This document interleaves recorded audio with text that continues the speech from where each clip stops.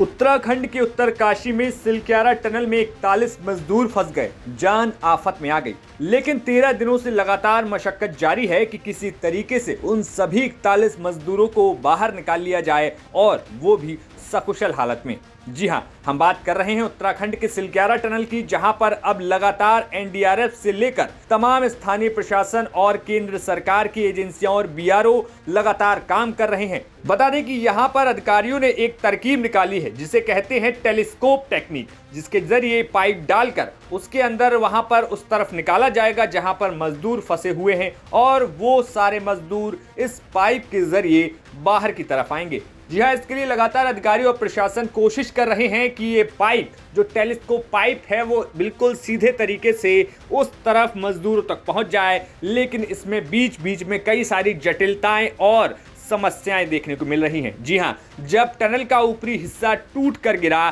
तो उस मलबे में कई जगहों पर मोटे मोटे सरिये यानी कि स्टील रॉड्स का जो जाल होता है वो सामने आ गया है और उस वजह से वहां पर ना तो अभी फिलहाल ड्रिलिंग हो पा रही है। ये बस छोटा सा 7 से 8 मीटर का हिस्सा है जिस पर ड्रिलिंग होनी है और उसके बाद मजदूरों तक ये टेलीस्कोपिक पाइप पहुंच जाएगी और इसके बाद मजदूरों को इसी टेलीस्कोप पाइप के जरिए बाहर निकाला जाएगा। आप इन तस्वीरों में देख सकते हैं कि कैसे यहाँ पर जो कर्मचारी बचाव कार्य में लगे हुए हैं उन्होंने कुछ दूरी तक तो ये पाइप डाल दिया है और बाकी के अंतिम छोर में काम लगातार जारी है। यहाँ पर आप तस्वीरों में ये भी देख सकते हैं कि स्केट बोर्ड के तरीके से यहाँ पर एक बोर्ड बनाया गया है जिसपे कि चक्के लगे हुए हैं और इसी के जरिए मजदूरों को इस पर लिटाकर इस छोर पर खींचा जाएगा, जिससे कि उनको टनल के पाइप में से निकलने में ज़्यादा मेहनत और मशक्कत ना करना पड़े, क्योंकि ये जो लगभग 60 मीटर लंबा दूरी है ये बहुत आसान नहीं होने वाली और अगर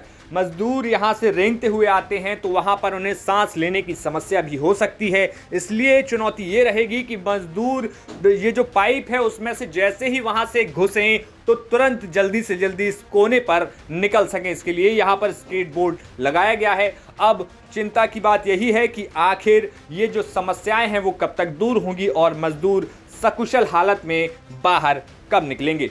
ब्यूरो रिपोर्ट यूपी तक।